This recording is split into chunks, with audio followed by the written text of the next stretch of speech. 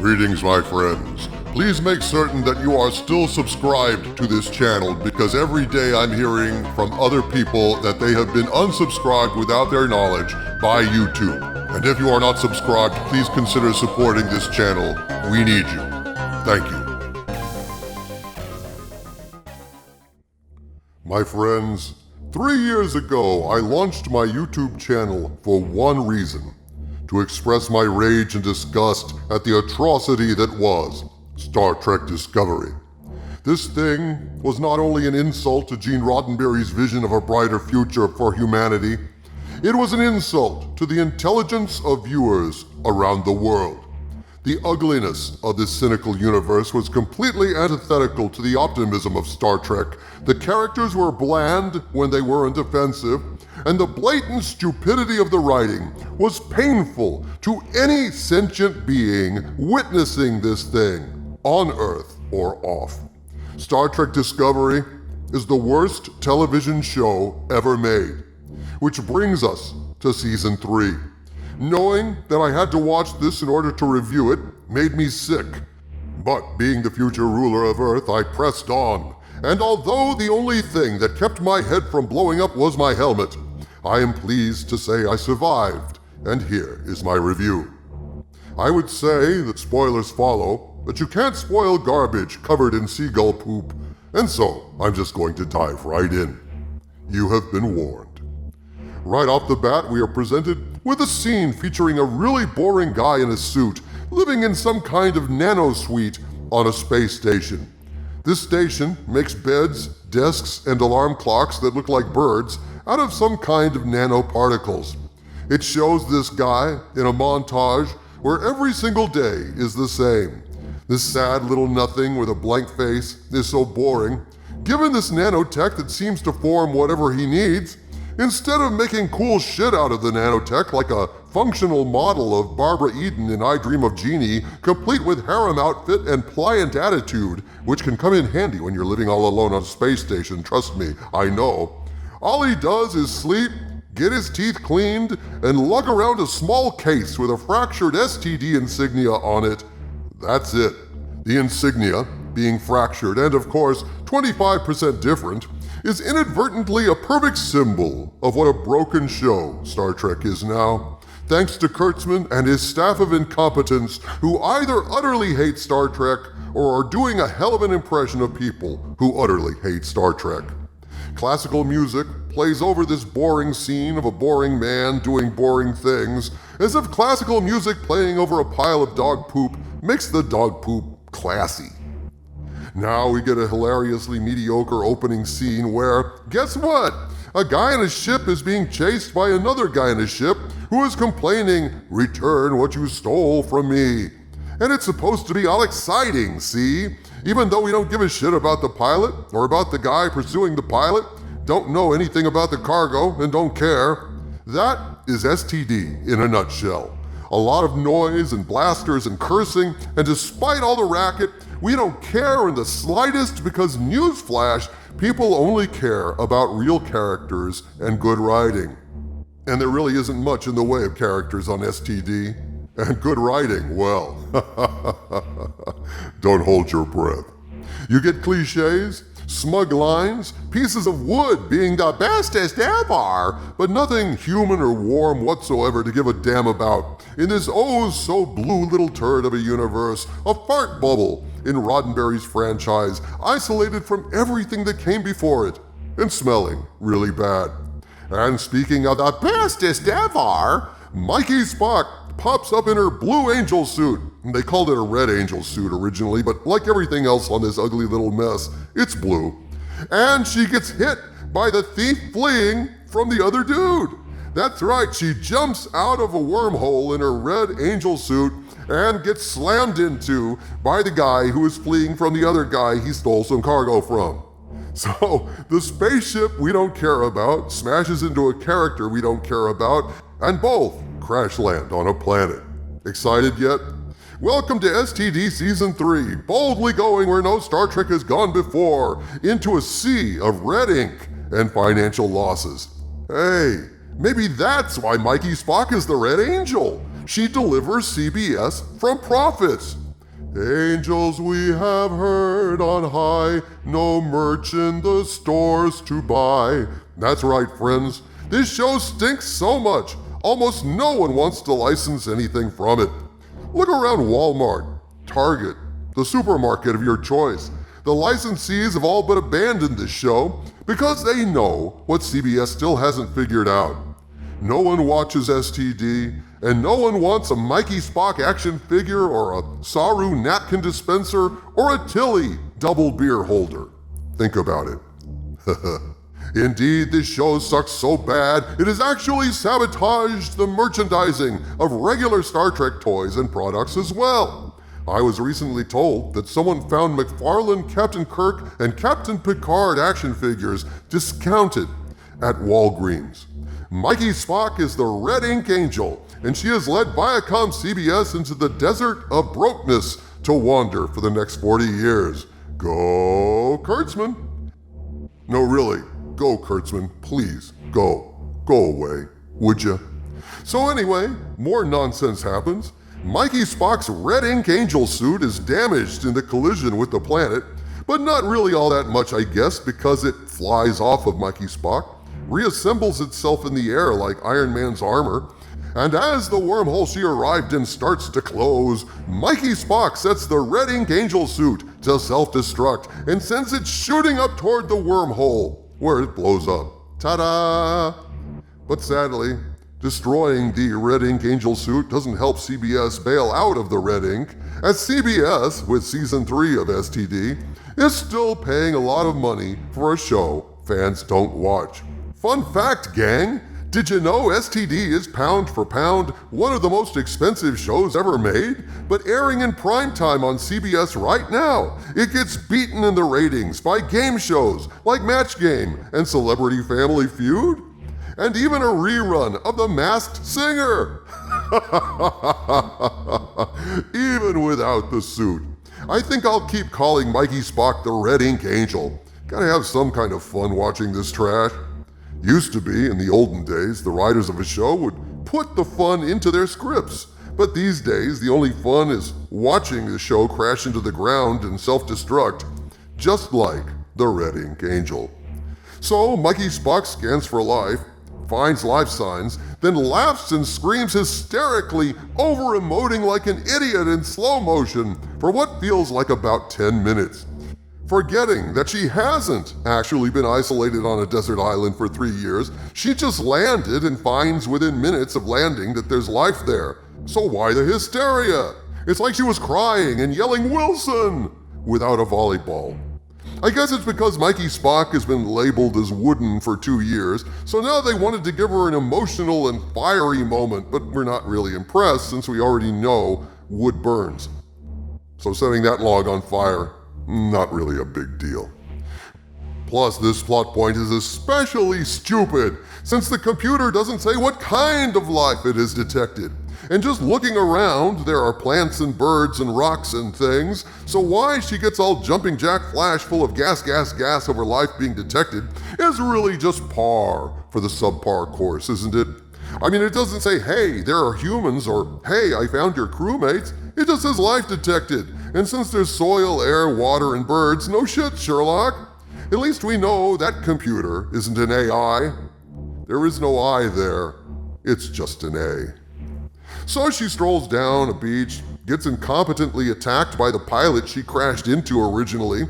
She kicks his ass because she's the bestest ever, and he's a dude, so girl power, even though he's way bigger than she is, came up behind her and missed. He even has a knife, for God's sakes, but sadly, he brought a knife to a wooden plank fight, and the wooden plank won.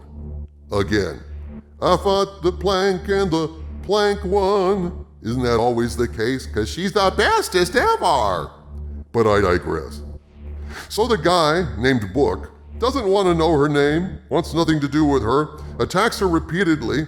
She gets the drop on him with a phaser. He starts walking away. She says, "I have lost my crew, please help me." I mean, that changes everything, right? Sure, all you had to do was ask. Despite all the unpleasantness and the fighting and him saying, "I don't want to know your name, I don't want to know anything about you." Sure, okay, come on back.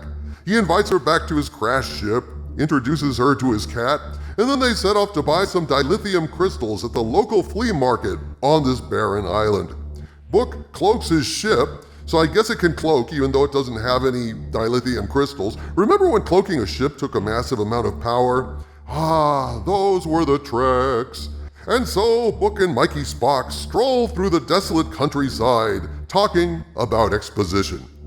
Turns out the Federation is gone. Book doesn't know what happened, but he points out that the awful splintered badge she wears is an antique. Turns out the Federation is gone, just like the Star Trek franchise itself.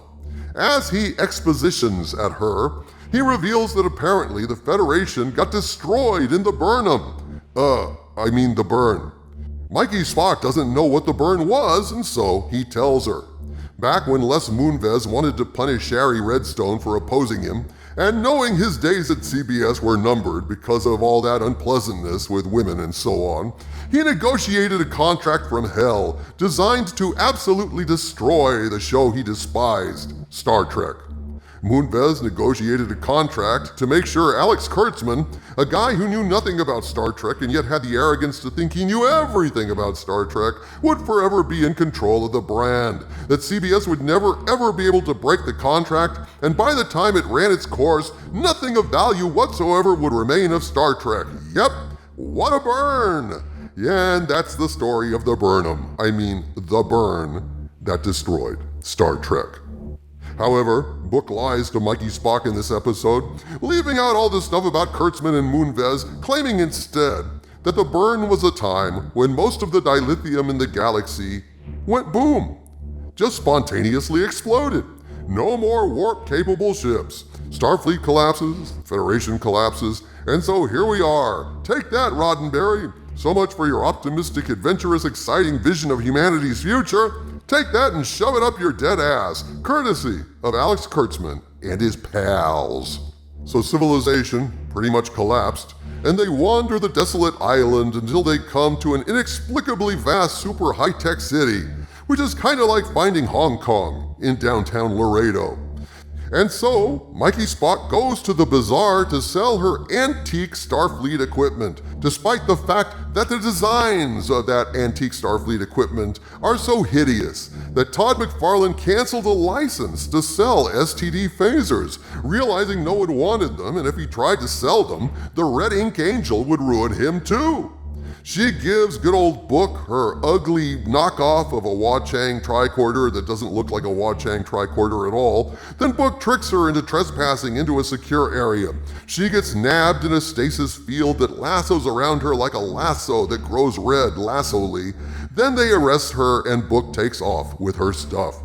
The guards drug her so they can interrogate her, and in yet another attempt to showcase her amazing acting abilities, she yammers on, laughing for the rest of the scene like she's drunk playing a drunk in a high school play. And how does she do? To quote one of the game shows that would surely beat STD in the ratings like all the other game shows in prime time these days, the password is overacting. She gibbers, she jabbers, she waves her arms around, she laughs, she cries. It's all just so wonderful with funny music playing, telling us we should laugh. Only I didn't. The only thing to laugh about at this point is CBS thinking this crap is Star Trek, and that somehow they're gonna still make some money off this garbage. So the Red Ink Angel convinces the guards to help her go get Book. Then it turns out that the guy that was chasing Book because Book stole some cargo from him has caught up to Book. So then Mikey Spock shows up with the guards and punches Book. Then Mikey Spock helps Book to escape by shooting up everything, all while laughing and joking on the drugs like an idiot. And yeah, it does play as annoying and random as it sounds. Kind of like a kid writing a story and saying, and then this happens, and then this happens, and then it goes, and then it goes pew pew. And then the kid gets beat up on the playground for his lunch money because he's annoying the other kids. STD is costing CBS its lunch money, but that's what happens when you dine with the Red Ink Angel. It takes your lunch money. So then Mikey Spock stumbles across some tiny shards of dilithium crystals that are just lying around, easily accessible in a case in the open. Weird kind of thing for something that's become so rare because most of it exploded in the burn. And she scoops up these little tiny shards of dilithium crystal that wouldn't power shit, frankly. And she steals them while laughing like a jackass. And then magically Book and Mikey Spock get transported outside the city. But then they get tracked by guys that also magically transport outside the city. So they have to fight some more with these big clunky flashlight things. Pew, pew. And then they jump again. And the guys jump again. More pew, pew. And yeah, rinse and repeat. It's as dumb as it sounds, folks. I'm not going to bother to describe everything that goes on here. They fight.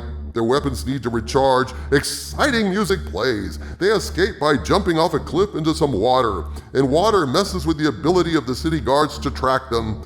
And then Mikey Spock punches Book. Just because. Cut to commercial. When they come back, Book then chants and a pattern of red lights appear on his head. And he grows a plant with healing properties out of the ground to heal Mikey Spock. So basically, this is a little bit like Avatar meets The Happening. Hey plant, how's it going? And yes, it's as delightful as it sounds, which is to say, not at all.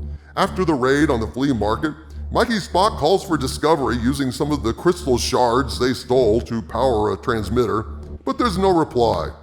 Just like when STD has a panel at a virtual New York Comic-Con. They put out a call for fans using their stolen franchise, and there's virtually no reply there either. Funny the parallels in this show between the devastation of the future Federation and the devastation of the Star Trek franchise. So yeah, the trackers get the drop on Book and Mikey Spock, the Red Ink Angel yet again. They want the cargo code from Book. Book says they won't want it, so we know it's probably alive and will immediately attack them as soon as they open the cargo bay, and what do you know? It does! Book tells Mikey Spock to close her eyes. They use the code to open the cargo hold, and the monster in the cargo hold comes out and eats all the bad guys, but spares Book and Mikey Spock when Book uses his nature powers to calm and control the monster. Although the monster does briefly eat Mikey Spock, it spits her out. Because apparently, Mikey Spock tastes like shit. So Book and Mikey Spock, the Red Ink Angel, fly off into space and talk about Book's swell natural nature powers. And turns out Book is a sweetheart. He stole the monster just so he could return it to its home so it could frolic with its pals. So the monsters frolic a bit, and then Book takes Mikey Spock to an old Starfleet relay station. Then the guy we saw in the opening, the boring guy, remember him? He says, hey, welcome to Starfleet. He introduces himself as the Federation liaison. Mikey Spock asks him about tracking down the Discovery. He tells her, well, it's not in this sector, though there are 2 Federation vessels flying around in the sector. Long-range scans no longer work, so who knows? Mikey Spock tells the guy she's from the past, before the burn, that her ship traveled with her, but they got separated. So now, the guy tells Mikey Spock, yes, this is really boring, isn't it? I'm sorry, but this is the way it is. The guy tells Mikey Spock, he is not a commissioned officer. His father was, his father before him, but not officially sworn in. But this guy just lives in this office every day for 40 years, hoping someone will show up. And that hope is you, Commander Burnham. He does not know how much Federation still exists, but has just the same, devoted his life and his father's life before him and his father's father's life before that on this silly-ass vain hope that someone from the Federation is going to walk through there and need him. The guy saved a flag for her, so she takes the flag and hangs it up and gives him a commission to be a comm officer to search for her ship. They play noble, uplifting music so that we know the idea of a guy devoting his entire life waiting 40 years on a space station like his dad and his grandfather before him, 40 years doing nothing but sleeping, eating, cleaning his teeth, and staring at a wall with his hand on a Starfleet case like a zombie, is inspiring rather than creepy. Can you imagine? What an idiot! This is a guy who never even knew the Federation, never knew Starfleet. He just hangs out there in his barren space station that doesn't even have permanent furniture, for Christ's sake. Doesn't that sound a bit like a version of purgatory? Welcome to STD. It's a hell of a show. Emphasis on hell. Is there an upside to this episode? Yes. We don't have to put up with Stamens, Saru, Lisa Left Eye, or Tilly, bless her big boobed heart. We don't have to watch evil alternate universe Giorgio committing atrocities and sneering at everything and everyone as being beneath her. We don't have to deal with Dr. Mushroom, no stupid spores, without having to look at the hideous Discovery with its absurdly advanced tech that makes a joke out of every single Star Trek show that came before it just by existing. We aren't constantly bombarded with canon violations, idiocy like sonar in space, and ugliness like severed Klingon baby heads and gouged out eyes. After all that, a boring barren island, even with Hong Kong hidden in the middle of Laredo, is refreshing as all get out by comparison. Boredom is a nice break from the constant cacophony of caca that is typical in an STD episode. But Sonequa Martin Green has gone from being wooden to stilted overacting that is utterly unconvincing and frankly, a bit embarrassing. I mean, I'm sure she's a very warm person in real life. I've heard she's well liked on the set, but for some reason she just can't seem to handle genuine warm scenes with humor and laughter, at least not on this show. Her laughter comes off as forced and somewhat desperate, tinged with hysteria, as if she's desperately waiting for the director to finally end the suffering and call cut. Book was a little stiff, but otherwise not bad. He seemed genuine at times. Most everyone else was cut out of cardboard and the actors read their lines accordingly. And thus, my review of Star Trek Discovery Season 3, Episode 1 concludes. And I'm here to tell you folks, it still sucks. Although it is a different kind of suck from what came before, but don't worry. Once the Discovery shows up again, we will again join the originally scheduled suck, already in progress. From the center of the earth, this is Dictor Van Doomcock bidding you all, my friends, stay angry.